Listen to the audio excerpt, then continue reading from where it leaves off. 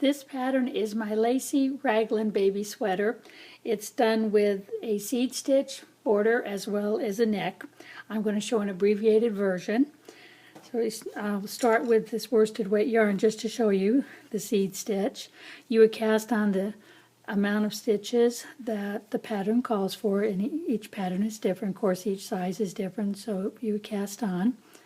Like I said, this is going to be an abbreviated one. I'm not making all the stitches on the cast on. You would have to go to either my website or Ravelry in order to see the actual pattern. Okay, that should be enough to get going.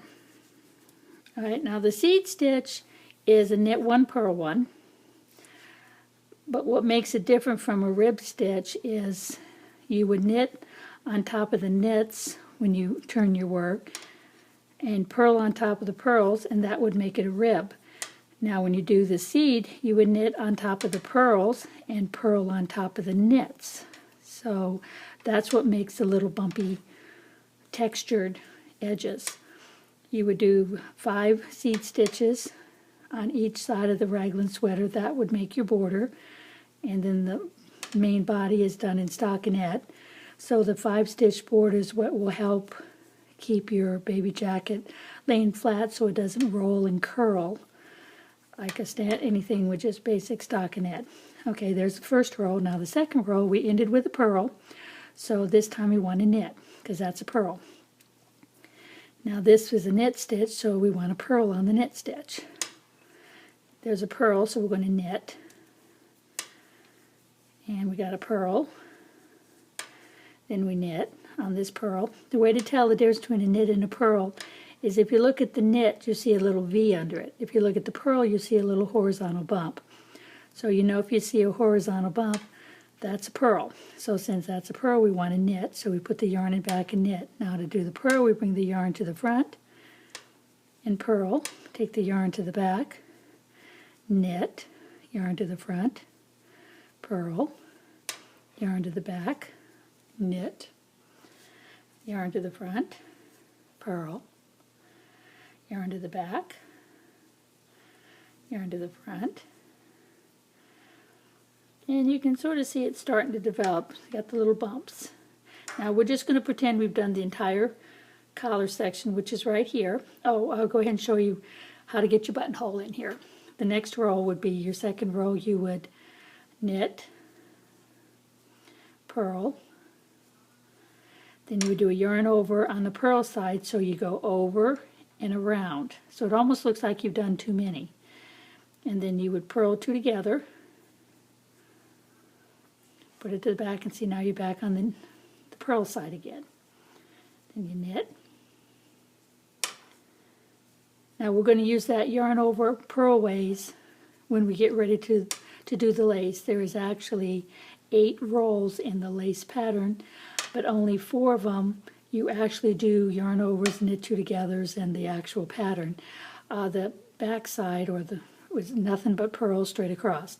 So you don't have 2 sets of rows you have to remember. Okay, now when we go back this way to get to the button, we will do the appropriate stitch when we get to the yarn over. You don't drop the yarn over, you actually knit the yarn over.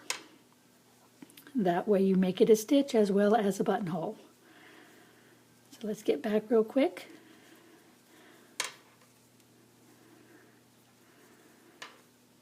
Looks like we have just a few more stitches.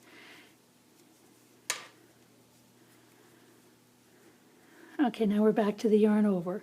See, the yarn over's here. You can tell it's a yarn over because it's not connected to anything. It's just a big hole. Knit it as if it was a real stitch. And then you would purl the next stitch and finish with a knit.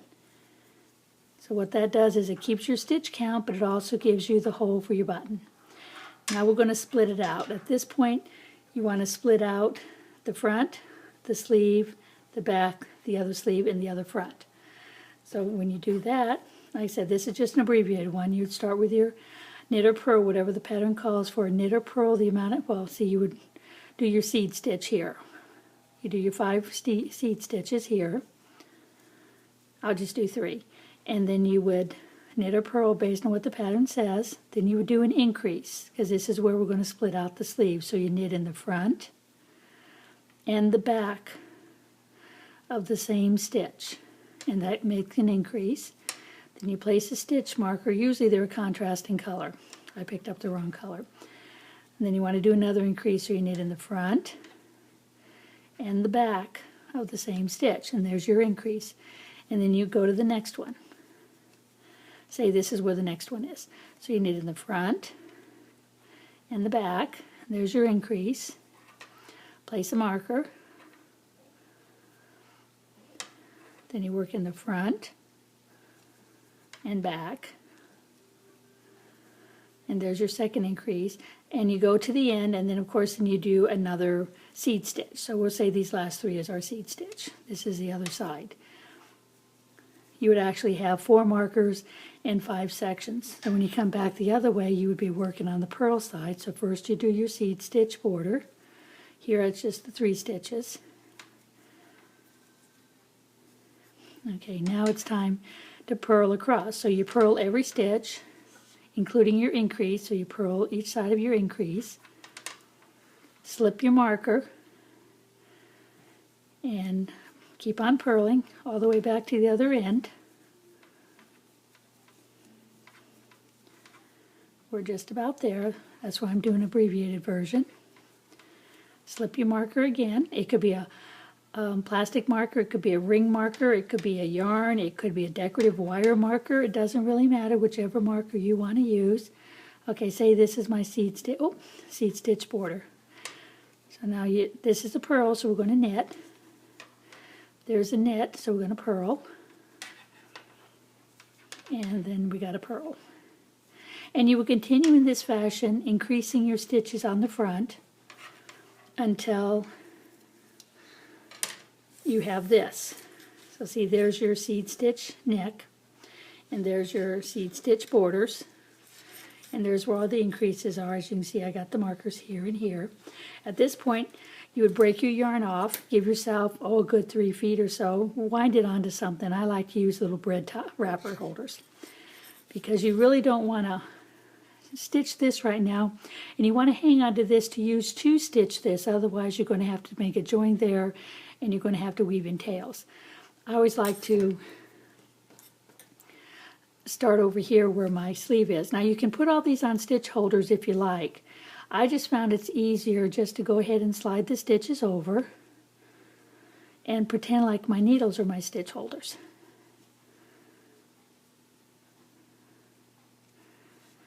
So we slide them all over, and the marker too. Now we're just going to leave these here and ignore them, and we're going to work from here to here. We're not going to work on this section at all. So you grab your thread. You can do it several different ways. Since this is a beginning, I'll go ahead and do a cast on 2 stitches. We have to make a 2 stitch for our underarm gusset. So I put 2 stitches on, and then we would knit across just the sleeve up to the next marker. I'll get over there, because once you get to the other side, you want to cast on 2 stitches again, so you have 2 stitches on either side of your sleeve opening. And in some cases, depending on the pattern, they might have 3 stitches. You have to follow what the pattern says. We're almost there. We're not that far away now. We're just about halfway there. And you would repeat this process on the other sleeve. So once you've completed this sleeve, you would then slide all these stitches to this needle, so you can work on the second sleeve, which is right there. We're just about to the end of this sleeve.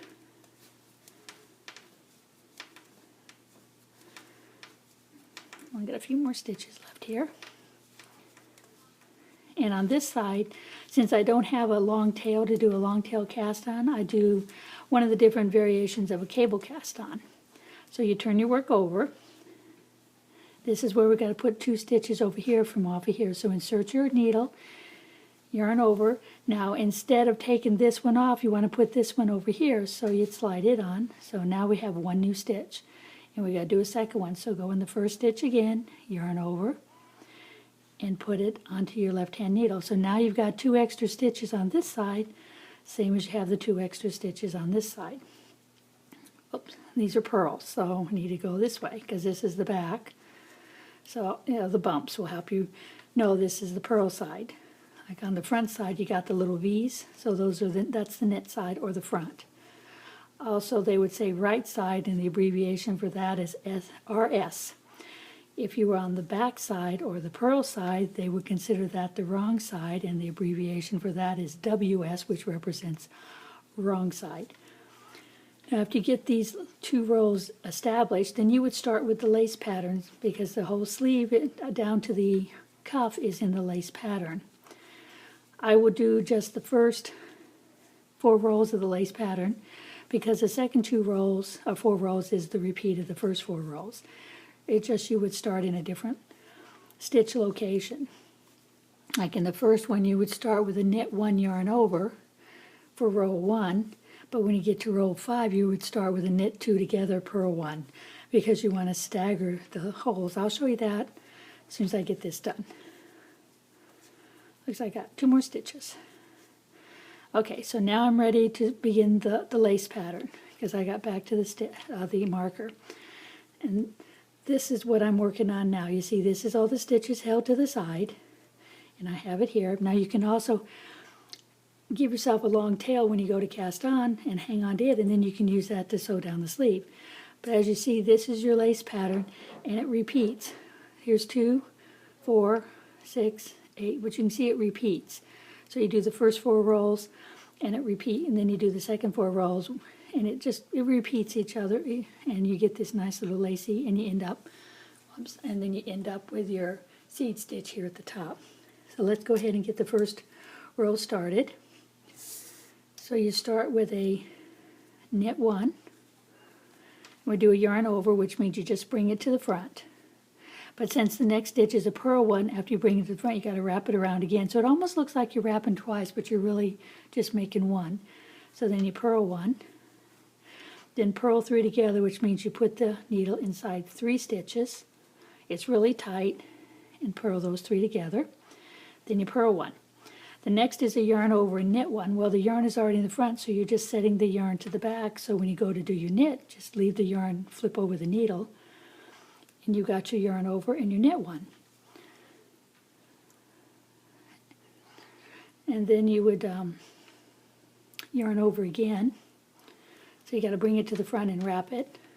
So then now we're going to repeat. Purl 1, purl 3 together, purl 1. Then it's the yarn over, which you just leave it and wrap it to the back and knit 1. Then you yarn it over again by the double wrap, purl 1, purl 3 together, purl 1, and you repeat that all the way across the row. Now once you get to the end of the row, let me get some more yarn here, you would purl back. I only did part of the sleeve because I want to get on to the next set. Now once you get to these yarn overs, you just purl them as if they're an actual stitch. Don't drop them off.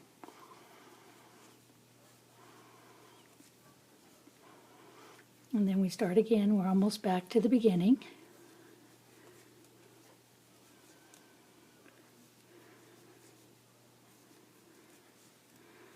Couple more stitches. There we go. Okay, so now we're on to the next part. So the next one is knit 2. Yarn over, so you bring it to the front, slip 1. There we go, knit 1. Knit 2 together, pass slip stitch over, and yarn over and knit 3. 1, 2, 3. Yarn over, slip 1, knit 2 together, pass slip stitch over, yarn over, knit 3, and just keep repeating these little pattern over and over again. Yarn over, slip 1, knit 2 together, pass slip stitch over, yarn over, knit 3, and then after you get to the end you turn your work and purl back. And you keep repeating these patterns because the next rows are the same way. Just row 5 you would start with a knit 2 together, purl 1, yarn over, knit 1, yarn over, purl 1, and then the last row would be roughly the same again, where you yarn over, knit 3, yarn over, slip 1, knit 2 together, pass slip stitch over, and continue that way. So after you've got this sleeve to the point where you've got it, all the patterns repeated, you would finish it off with a seed stitch border, and then of course you would do a bind off. So your piece would look like this. You'd have your sleeve in the lace, and you'd have your seed stitch border. After you complete that one,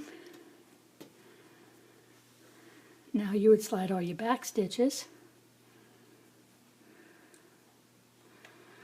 onto your right hand needle. This way you don't have to worry about stitch holders, which is great when you're traveling, as it's always difficult when you drop your stitch holder between the seat cushions, or if you're on a couch and you have to get up and next thing you know your stitch marker is caught between the cushions. So this is just a nice way to do it and not have to carry extra parts and pieces. But if you prefer to use stitch holders, you can slide all the individual sets of stitches on a stitch holder, no problem, and just work that way. Now we're on to the second sleeve now. And you repeat the same thing. You would cast on, if you want, leave your tail so you have something to sew your sleeve up with. Do your slip stitch. Do one cast on so you have your 2 beginning stitches, and then you would knit across till you get over to here.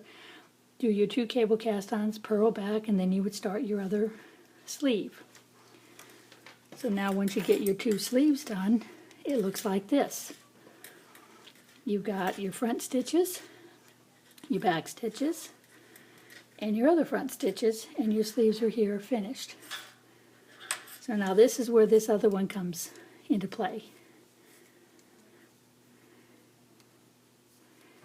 You unwind this,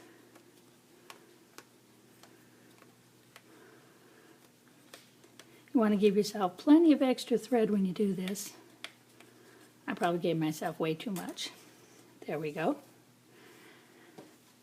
And you would pick up where you left off. So we're doing a seed stitch here, and our last seed stitch was a purl. So that means we want to do a knit. And we purl, knit, purl, knit. Then we want to knit across. You need to give yourself about 3 foot of yarn. It's surprising how fast these little needles will use up a chunk of yarn as you knit. What I like to do is go a couple of stitches into the underneath the sleeve area, and that's where I would attach my new yarn. See, even though it's a long piece, I'm really running low.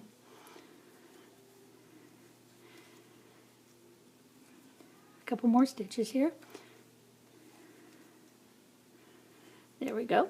So now we want to pick up our cast on stitches on our sleeve. Get that out of the way. You have 2 cast on stitches here. They're kind of hard to see because of the lace. But there's definitely one there where that yarn was at. So you knit 1. And then you pick up the second one. So now you got both of them from under the sleeve. Now you go to the other side. And you want to pick up these 2 on this side. So you pick up 1, 2, and then you can knit a couple. I just barely have enough yarn. Now at this point you would pick up, I don't have the proper yarn, but you'd pick up a new piece of the same color yarn, and you would just start knitting the next stitch. So this way, when you get ready to secure these